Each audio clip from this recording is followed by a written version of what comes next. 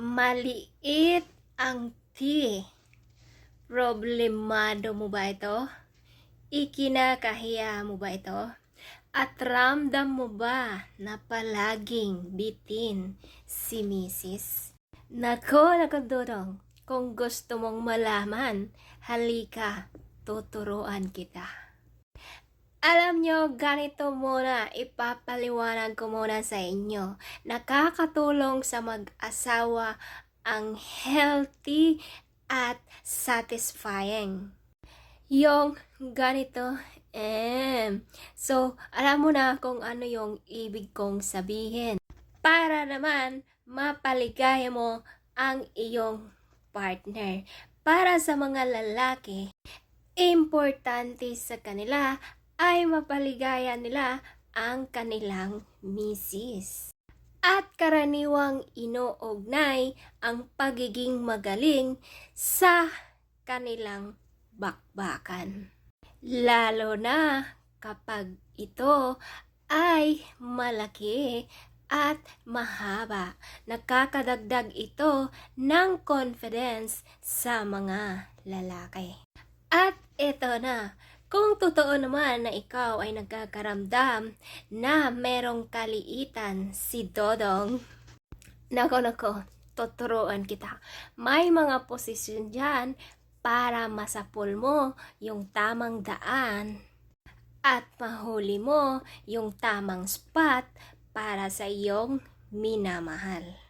Para lumigaya si Inday. Pinakauna, 2 spoon, makinig ka.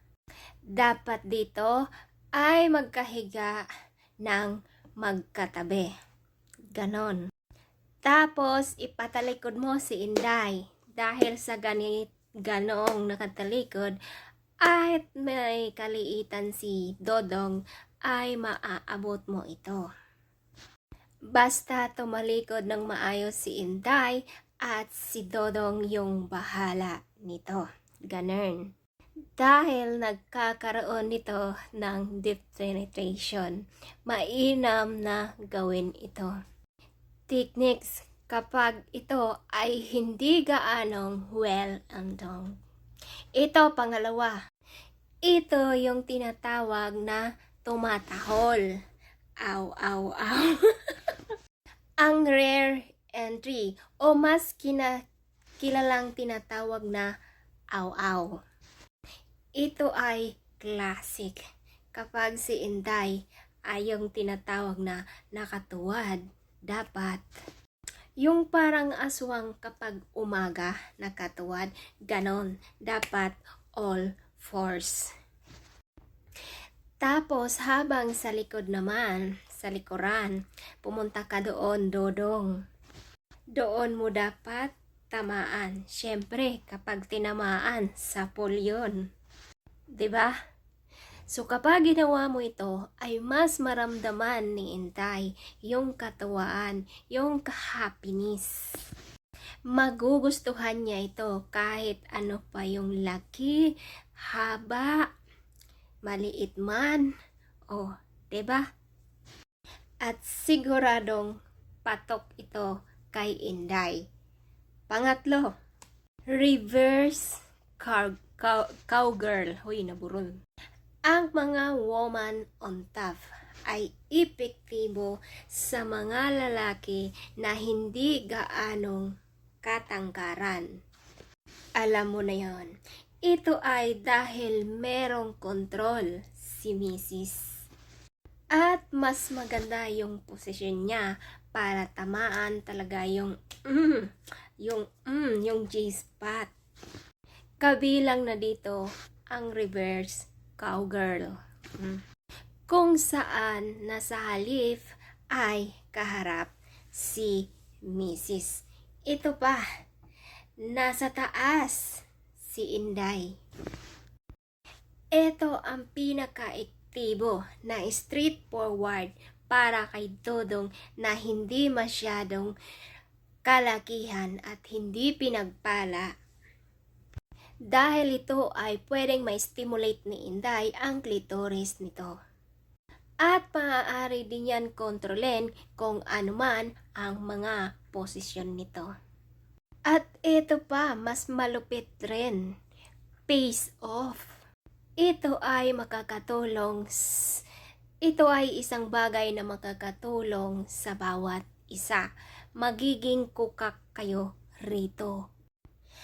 At ito rin ay nakakadagdag ng kasiyahan kapag ramdam mo na konektado kayo ng iyong partner. Sa posisyon na to, siguraduhin ng mag-asawa na dapat konektado ang bawat isa. Kailangan nakakonsentrate ka. Kung kinakailangan na isipin mo na siya si Gardo Versosa, si Cesar Montano, ganun. At kung ikaw naman, Dodong, kung gusto mong isipin na siya si Aramina,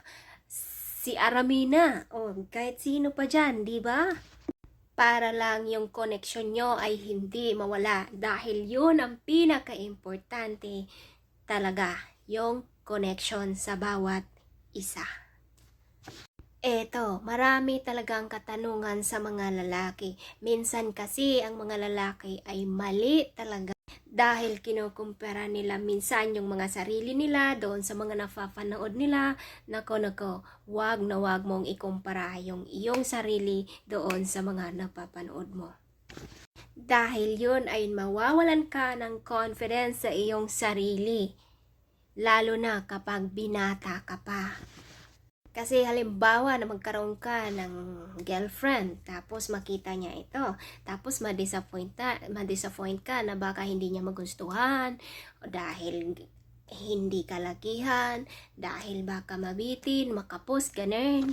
Nako kuya, hindi yan iniisip ng mga babae. Basta ang importante, faithful ka, mabait ka, loyal ka, at syempre magaling ka sa performance. At ayon pa sa pag-aaral na yung mga babae ay hindi naman talaga yung hinahanap ay yung malalaki. Ang hinahanap ay doon sa performance. So alam mo na. At syempre, yung ugali nito. Hindi naman hadlang yung pagkakaroon ng maliit. Hindi rin ibig sabihin na kapag maliit ay hindi mo mapapaligaya si Mrs. So ayan Dodong, huwag kang mawala ng pag-asa dahil hindi talaga bumabase yung mga babae sa mga ganyan na malaki, maliit or whatsoever. Ang importante, maragaling ka sa performance at syempre yun yung pagiging mabait mo, pagiging faithful, approve na yan. So, and that's it for today. At sana'y nagustuhan nyo ang aking tips for today. Pa-share and like naman. Bye!